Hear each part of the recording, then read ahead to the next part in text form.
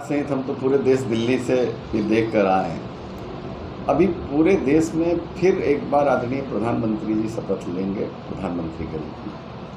और बिहार में खैर हम लोग लगता है कि पिछले जब चुनाव में 2019 में 39 सीटें आई थी, तो हम लोग तकरीबन 40 सीटें इस बार जीतेंगे।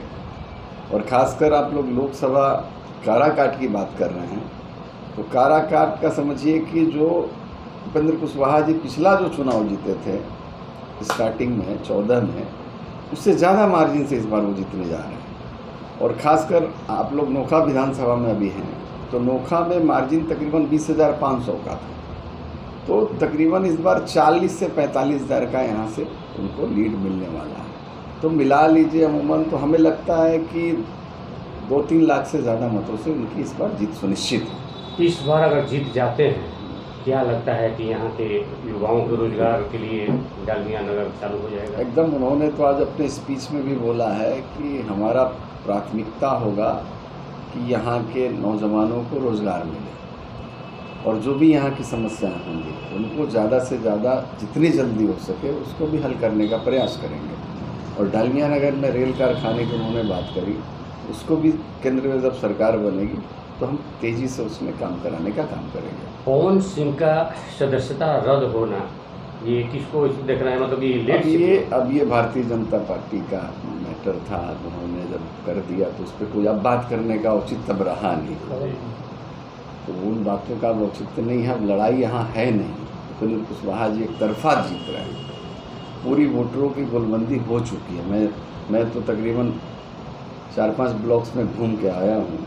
मैंने देखा कि भाई सब लोग का झुकाव आदरणीय मुख्यमंत्री जी ने जो काम किया है बिहार में, क्योंकि सबको पता है कि 2005 से पहले बिहार के क्या हालात थे, और जो 19 सालों में काम हुआ यहाँ, आज सबके घर में कोई बिहार का ऐसा घर नहीं होगा कि जहाँ नीतीश जी के विकास की रोशनी नहीं पहुँची हो। और ख़ासकर बिहार एक ऐसा स्टेट है जहाँ पर बड़े पैमाने पर शिक्षकों की बहाली हुई, सरकारी नौकरियाँ मिली लोगों को। और हम लोग जो पिछला 7 निश्चय में जो हमारा वायदा है 10 लाख नौजवानों की नौकरी और रोज़गार, वो हम हमारे मुख्यमंत्री जी चुनाव से पहले पूरा करेंगे, और प्रक्रिया चल रही है। आप देख रहे होंगे कि अभी शिक्षकों की बहाली हुई और पुनः शिक्षकों की बहाली अब शुरू होने वाली है।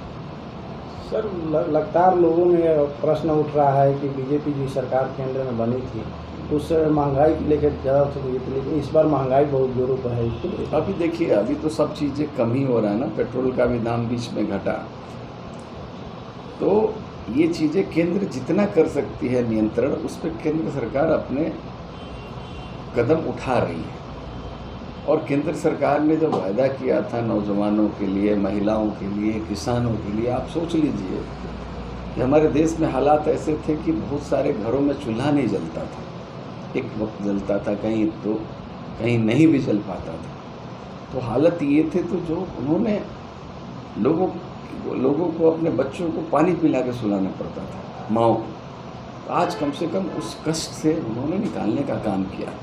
वो सभी जाति धर्म के लोगों को जो भूखे पेट हो जाते थे, और ख़ासकर हमारे बुज़ुर्ग लोग या जो भी है, अगर किसी को सडनली कोई बीमारी हो जाती थी तो लोग अपना घर द्वार ज़मीन जायदाद बेचना पड़ जाता था। जो आयुष्मान भारत योजना है, ये भी पूरे देश के लोगों में एक उत्साह भर रहा है। राहुल गांधी भी कह रहे हैं कि इस बार जो हम चुनाव जीतेंगे तो आयुष्मान कार्ड का जो 5 लाख दिया जाए उसको 25 लाख किया जाएगा। अब वो तो कहने के लिए कोई कुछ कह ले, अब उनकी न सरकार बनने वाली है न कर पाएंगे, तो कहने में है क्या। उनकी जब सरकार थी तो कुछ किया नहीं उन्होंने। आप 10 साल इससे पहले आप ही का सत्ता था, आप ही का शासन था। केवल 2G, कोयला, इन घोटालों से तो फुर्सत नहीं था जब उनकी यूपीए की सरकार थी केंद्र में। वो भी 10 साल तक प्रधानमंत्री जी थे उनके। एक भी योजना किसानों के लिए, नौजवानों के लिए, महिलाओं के लिए कहाँ आपने चलाया। आज आदरणीय प्रधानमंत्री जी सभी वर्ग के लोगों को साथ लेकर चलने का काम कर रहे हैं।